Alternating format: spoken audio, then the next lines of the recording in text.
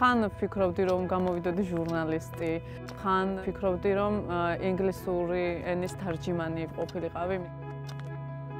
ხატავდი ესკიზებს და ვკერავდი და ბოლოს უკვე გადავწყვიტე რომ გამოვსულიყავი ცნობილი დიზაინერი.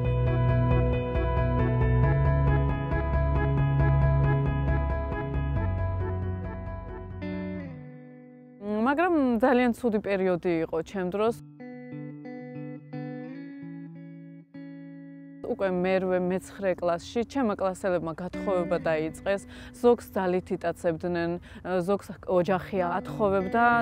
რამდენჯერმე დამიპირეს ვიღაცა პირებმა მოტაცება და ჩემი მშობლები ძალიან შეშინებულები იყვნენ ამის გამო. გადაწყვიტეს რომ სკოლიდან მე-9 კლასიდან გამომიყვანონ. რა თქმა უნდა ეს ჩემთვის ძალიან დიდი დარტყმა იყო, იმიტომ რომ მხოლოდ სწავლის ინტერესი მქონდა მაგ პერიოდში. არ ვფიქრობდი საერთოდ გათხოვებაზე, მაგრამ მოხდა ესე რომ დამნიშნეს.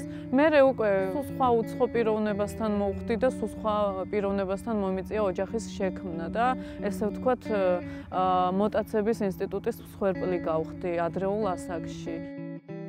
იძულებით ქორწინებას მოყვა ის რომ წლების განმავლობაში ვიყავი ძალადობის მსხვერპლი და ვერანაირად ვერ ვაღწევდი თავს ამ ყველაფერს, იმიტომ რომ ნასვამი მოდიოდა ძალადობდა ჩემზე, ფსიქოლოგიურადაც ძალადობდა, ფიზიკურადაც ძალადობდა და აი კოშმარში ვცხოვრობდი, რასაც ქვია.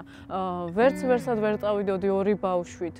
ვიარე ერთი თვე მკერავთან, ვისწავლე თარგების გამოჭრა და დავიწყე უკვე შეკვეთების მიღება. ეს პიროვნება მოდიოდა და ჩემს ნაშრომ თანხას მართმევდა და მაგ თანხით მიდიოდა და თავის ძმაკაცებს აკეიფებდა. დავფიქრდი და ვიფიქრე რომ ეხლა თუ მე არ დავაღწევ ამ ყველაფერს თავს, მთელი ცხოვრება მომეწევს აი ესე ამის ატანა მეც და ჩემს შვილებსაც.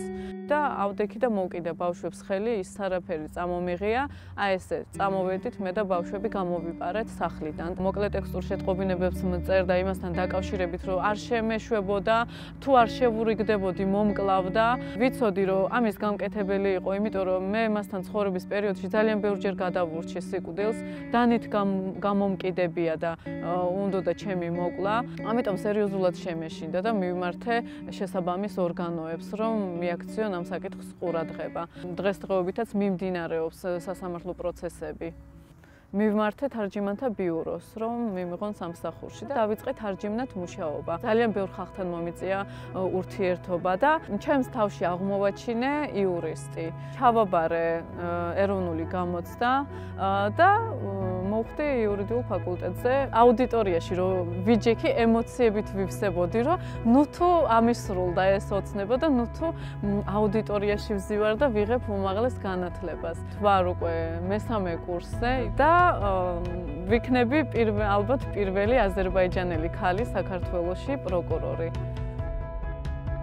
არ დავეცი, ვიბრძოლე და მივაღწიე იმას, რომ გავხდი დამოუკიდებელი და თავისუფალი.